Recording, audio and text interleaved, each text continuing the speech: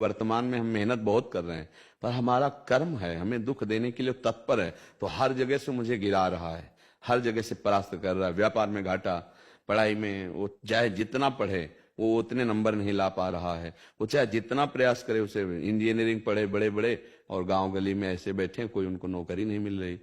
कितने ऐसे बहुत बुद्धिमान हैं लेकिन खाने पीने तक की व्यवस्था सही नहीं है।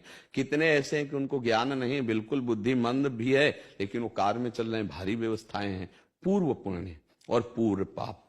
अब हम क्या करें, नया ऐसा कार्य करें कि पूर्व को विध्वंस कर दें। वो है भगवान का आश्रय और भजन, दूसरा कोई नहीं।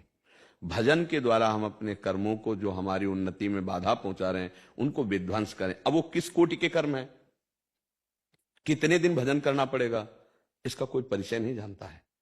इसीलिए हम धर्म पूर्वक वर्तमान में चले, कोई पाप ना करें और नाम जप करें और विश्वास ये रखें कि एक न एक दिन हमें सफलता मिलेगी, जिस दिन हमारे असफलता प्रदान करने वाले पाप कर्म वो नष्ट हो जाएंगे, पक्का मिल जाएगी। मान लो आप पढ़ रहे हो तो आप पढ़ाई में एक साथ नाम को भी ले लीजिए।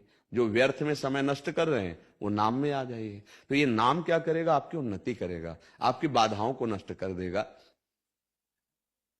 एक हमने घटना किसान की देखी कि एक किसान का खेत है और वो दूसरे के खेतों से पानी आता है। सामने जिसका खेत है, अगर वो खेत वो शत्रु पक्ष खरीद लेता है तो उसकी खेती सूख जाएगी। और वो बहुत धर्म से चलने वाले, भजन करने वाले, अब वो लोग गए और उस जो खेत बेच रहा था शत्रु पक्ष उसका, जाकर के बोला जितने तुम लाख हजार बोलोगे हम देंगे, लेकिन खेती हमें दोगे। और वो पक्ष जो इतनी क्षमता नहीं रखता था, अगर उसको वो खेती ना मिले तो उसका खेत सूख जाएगा। और वो धर्मात्मा पुरुष है, उसके पास उतना धन नहीं है। और उसने भगवान से प्रार्थना की कि भगवान आप जानते हो कि अर्थ है नहीं, और अगर वो खेत नहीं मिला तो हमारी खेती सारी सूख जाएगी, वो पानी नहीं आने देगा। जानते हो वहां से उत्तर आया था, जब आदमी भेजा गया था तो ये उत्तर आया था कि इनके घरों में संत जन भोजन करते हैं, ये धर्म से चलते हैं, अगर ये हमको पैसे ना भी देंगे तो खेती इन्हीं को लिखाएंगे हम। वो व्यक्ति जाकर के उनको काफी पैसे बढ़ाकर दे रहे, उन्होंने उनको नहीं दिया। यहां तक कि वो कचहरी तक उनके साथ गए, उनको नहीं दिया। और उनको दिया जिनके पास अर्थ भी कम था और ज्यादा पावर भी नहीं था।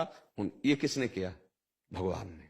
ये बात हम, और वो मिलते ही खेती में सारी सुविधाएं उनकी पहुंच जाएंगी, जल आदि की, जहां से ट्यूबवेल था। अगर वो ना मिलता तो उनकी खेती सुखा देते। ऐसे लोगों स्वभाव के थे कि हम नहीं जाने देंगे। हमें लगता है धर्म से चला जाए और नाम जब किया जाए, ये जीवन भर बात याद रही कि इनके घर में संत पाते हैं, ये धर्म से चलते हैं, अगर ये पैसे नहीं देंगे तो भी खेती लिखा देंगे हम, बेचेंगे तो उसी को बेचेंगे, वो चाहे जितना कम दे पैसा। ये बात किसने उनके दिमाग में डाली। अर्थ तो बड़ा प्रलोभन की चीज होती है, भैया बेच ही रहे तो जब जहां हमें ज्यादा मिल रहा है उसी को देंगे। लेकिन धर्म की बात, तो हम अगर धर्म से चलते हैं, नाम जप करते हैं, तो भगवान मति बदल देते हैं। हमें लगता है यदि हम नाम जप करें और धर्म से चले तो भगवान सहयोग करते हैं, ये देखा गया है। हर उन्नति हमारा पाप कर्म उस गिराना चाहता है, पाप कर्म बाधा देता है।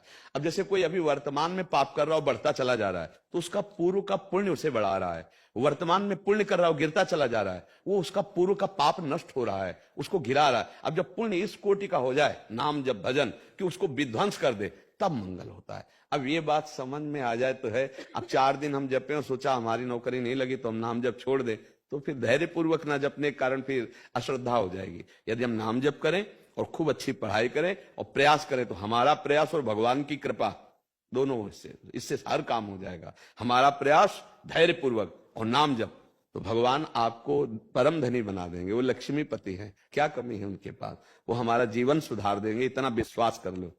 जरूरी थोड़ी कि नौकरी के द्वारा ही तुम्हें धन मिलेगा, वो कहां से कैसे व्यवस्था करते, ये तो भगवान का जो भजन करते वो जानते हैं। वो किस दिशा से आपको धनी बना देंगे आपको पता भी नहीं चलेगा। इसलिए हमें लगता है भगवान का आश्रय लो, नाम जप करो, खूब कर्तव्य कर्म करो, जो पढ़ाई लिखाई नो हर प्रयास करो। आज नहीं तो कल सफलता मिलेगी। ऐसा तो नहीं कि इतना भाग्य में लिखा है कि हम असफल होते ही चले जाएं। ऐसे में निराश भी नहीं होना। हमें भाग्य बदलने के लिए मानवदेह मिली, हम प्रयास करेंगे, आखिरी दम तक प्रयास करेंगे, सफलता तो मिलेगी। नहीं तो हमारा नाम जब चल रहा है, भजन बल से क्या नहीं हो सकता, सब कुछ हो सकता है।